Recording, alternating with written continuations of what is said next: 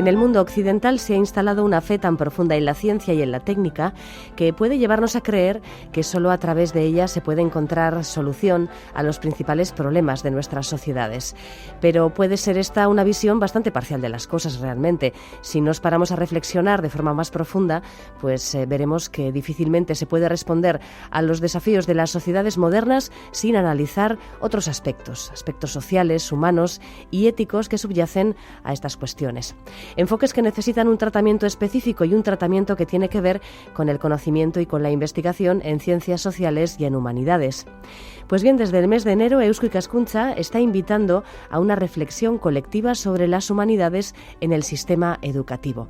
Juan Aguirre, arratsaldeon. Arratsaldeon, Eva. Este es el tema de la segunda edición de Urteko Galdera, la pregunta del año, cuyas aportaciones se han empezado a publicar en Euskonews, la revista online de ciencia y cultura vasca, que tiene ya casi 20 años de vida y más de 700 números publicados. Este es el tema en el que andáis enredados en Eusko Ikaskuntza. Efectivamente, la pregunta para este 2016 exactamente es: ¿qué modelo educativo necesitamos para eliminar el divorcio actual entre la cultura humanística y la científica?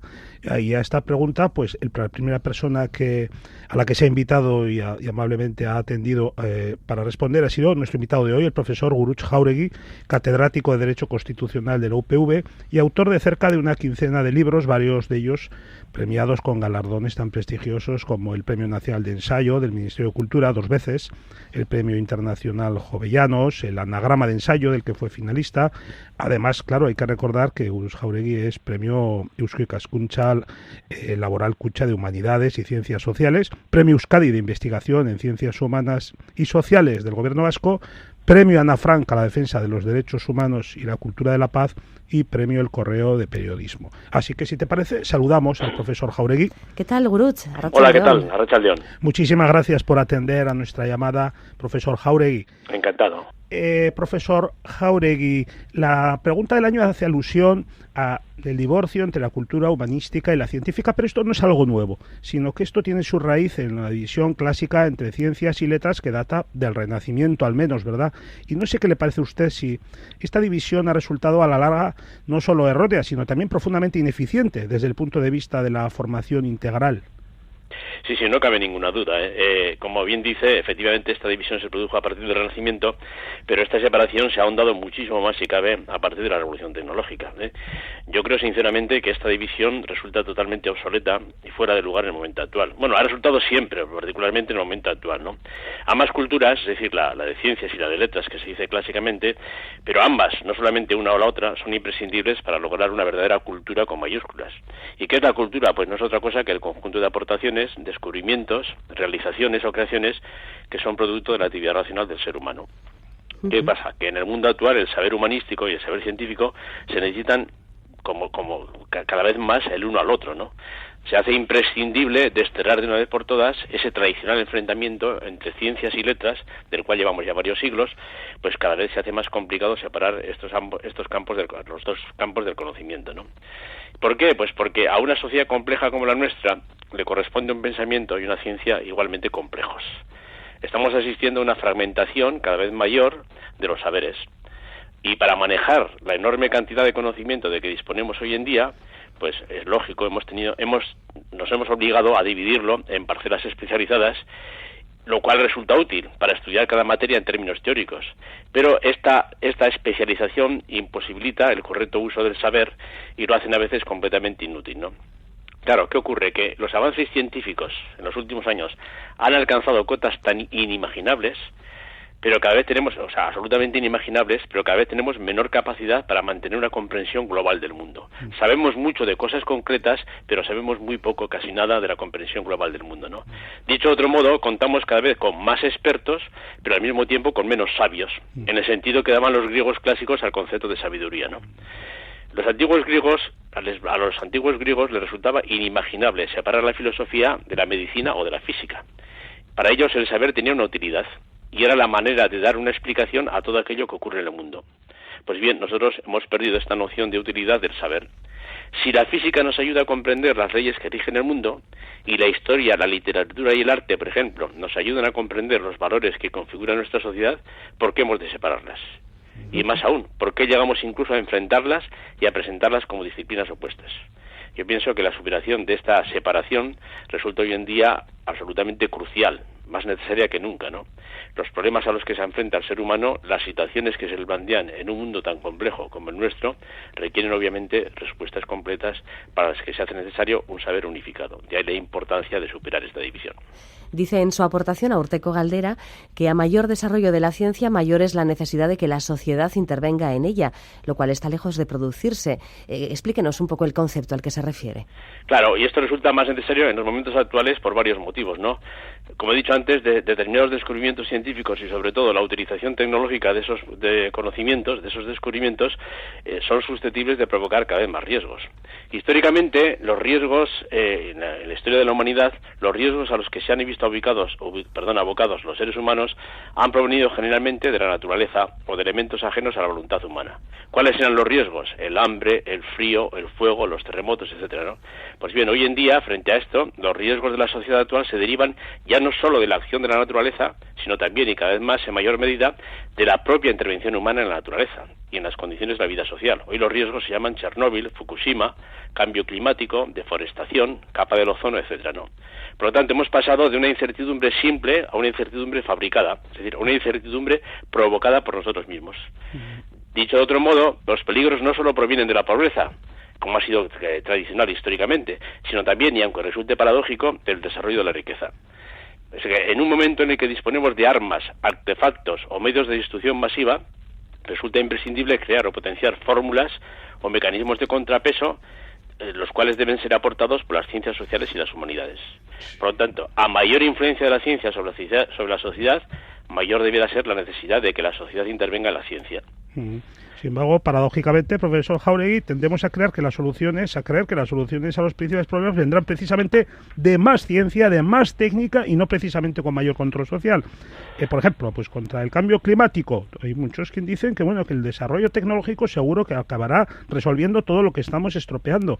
Contra la guerra, pues eso que se llamaba antes el equilibrio del terror, ¿no? Cada vez armamento más sofisticado que hará casi que dará un valor cero al crecimiento armamentístico. Y contra el hambre en el mundo, pues la bioingeniería, por ejemplo. Bueno, pero claro, estos son asuntos que necesitarían un abordaje, la guerra, el hambre, el cambio climático más profundo y también, sobre todo, eso que ha comentado antes, una visión unificada de la realidad que estamos lejos de tenerla.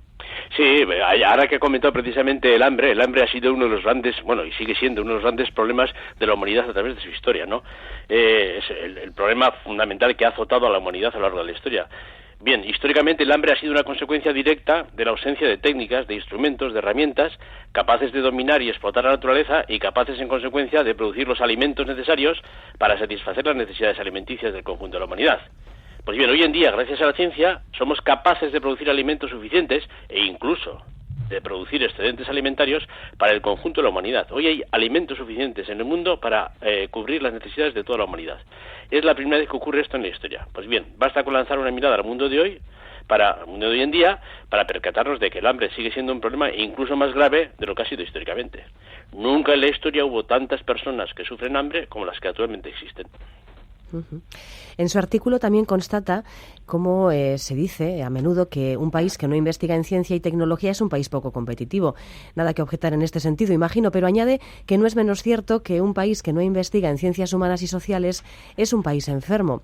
Siguiendo con la analogía, ¿cuáles son los síntomas de esa enfermedad social y en qué grado la padecemos hoy en día aquí? Bueno, habitualmente, no solo en Euskadi, sino en el mundo en general, se ha tendido a considerar como ciencia auténtica solo la basada en datos empíricos perfectamente demostrables, ¿no? Es decir, las ciencias duras. Y de ese modo, pues claro, las ciencias sociales o humanas, que por su propia naturaleza son valorativas, son interpretativas, pues han sido objeto de una clara minusvaloración, cuando no de desprecio, frente a las disciplinas más técnicas o experimentales, ¿no?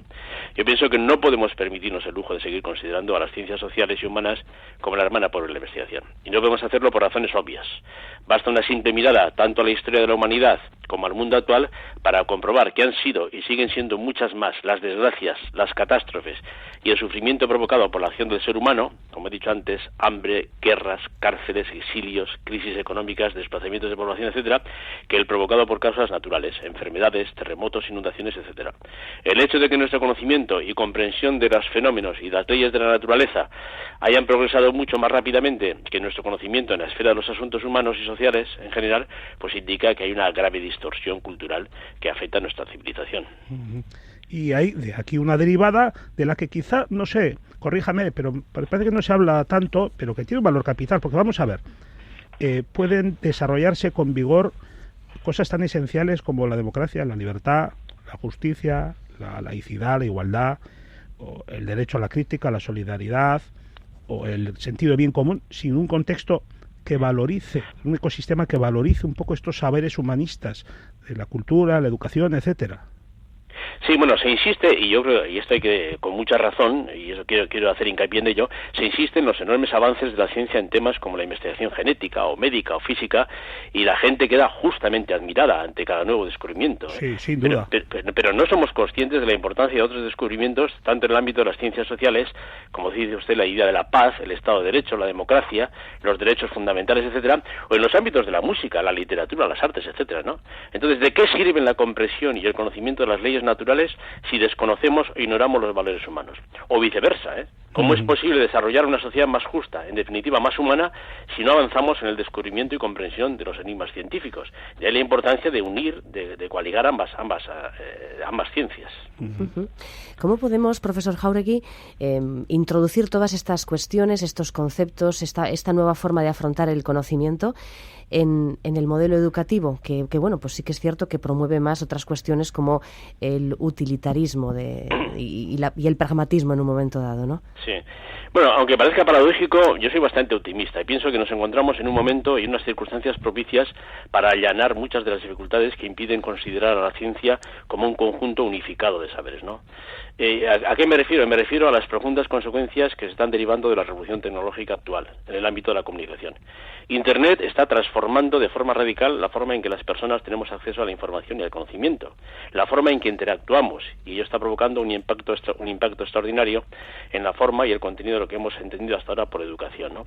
Entonces, claro, la transformación sin precedentes que está generando Internet en un mundo cambiante hace que sea urgente replantear a fondo el propósito, los medios y sobre todo los objetivos de la educación y del aprendizaje. Claro, sin negar la importancia de los conocimientos, el sistema educativo debe proporcionar un enfoque sistémico, un conjunto de actuaciones e instrumentos integrales que sirvan para resolver los problemas que se nos plantean en el marco de un proyecto ético de vida, ¿no? Es muy importante que sigamos insistiendo en los conocimientos disciplinarios, pero mucho más importante que eso resulta el establecer un modelo de enseñanza que nos permita aprender, desaprender y reaprender, y que va más allá de la educación formal y de los sistemas de formación. Por lo tanto, un enfoque que reconozca la estrecha interdependencia entre bienestar físico e intelectual, así como la interconexión entre cerebro emocional, cognitivo, cerebro analítico, creativo, en fin, etcétera, etcétera. Es muy interesante esto que señala, profesor Jáuregui. No obstante, hoy nos encontramos en el corto plazo, en el día a día, con una cierta desmoralización en muchos sectores ante la desaparición de la filosofía, por ejemplo, ¿verdad?, de los planes de enseñanza, pero también se están disminuyendo en la educación todo lo que tenga que ver con la sensibilidad estética, la música, la literatura, las artes. Ya ha señalado, antes lo ha citado, ¿no?, que estas disciplinas tienen, se suele decir que tienen, quizás no tienen un valor vital, pero dan valor a la vida. ¿Cuál es su opinión? Sí. Sí, bueno, la desaparición de la filosofía de los planes de estudio constituye, en mi opinión, quizás la demostración más evidente, la culminación, si se quiere, de ese inmenso y gravísimo error provocado, no ya por el olvido, sino, como he dicho antes, incluso por el desprecio de las ciencias humanas y sociales, ¿no? Yo creo que es una consecuencia de confundir la utilidad con el utilitarismo. Los utilitaristas piensan que la felicidad puede ser medida cuantitativamente y ser comparada a través de números, a través de cálculos. Sin embargo, no se dan cuenta de que la felicidad es una magnitud cualitativa y no cuantitativa. con lo cual es imposible poner un número a la felicidad. El número de factores que influyen en la felicidad de una persona es casi infinito, ¿no? Salud, trabajo, familia, ocio, amor, amistad, reconocimiento, en fin, un montón de cosas, ¿no? Claro, entonces evidentemente hay un reduccionismo absoluto que hace que se hagan barbaridades como hacer desaparecer la filosofía de los planes de estudio, por ejemplo. Uh-huh. Entonces, ¿cuál sería su apuesta para un sistema educativo mucho más normalizado en este sentido, sin ese divorcio entre ciencias y humanidades? Bueno, pues como le he dicho antes, yo creo que la apuesta sería no insistir tanto, bueno, evidentemente hay que seguir adquiriendo conocimientos, pero además de los conocimientos yo creo que hay que buscar una visión global. Hay que enseñar a los niños, a los jóvenes a que tengan unas habilidades, unas competencias, una comprensión global. Es decir, no solamente un conocimiento mecánico de mi parcela de conocimiento, sino sobre todo a partir de ahí, como digo, una serie de competencias, una serie de habilidades que les hagan comprender de que el mundo es complejo y que por lo tanto hay que dar respuesta desde diversos ámbitos diferentes a esa complejidad. Hay una frase de Hannah Arendt que me gustaría, no sé, Eva, si te parece, para terminar, porque me parece muy sugerente. Hannah Arendt, filósofa alemana, que escribía hace ya años, decía: el mundo no es humano por el simple hecho de estar formado por humanos, y no se vuelve humano por el simple hecho de que la voz humana resuene en él, sino solo cuando se ha convertido en objeto del discurso. Es decir, para humanizar el mundo tenemos que reflexionar sobre nuestra propia posición en él, ¿verdad?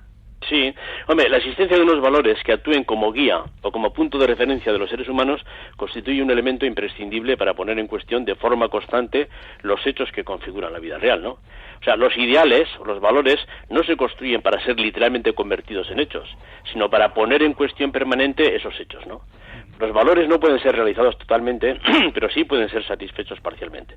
Por eso el problema, y ahí tiene mucha razón Hannah Arendt, el problema no radica en maximizar, ni tampoco en renunciar a los ideales, pero sí en optimizarlos, en buscarlos de forma constante, aunque sabemos que es imposible llegar a la perfección absoluta.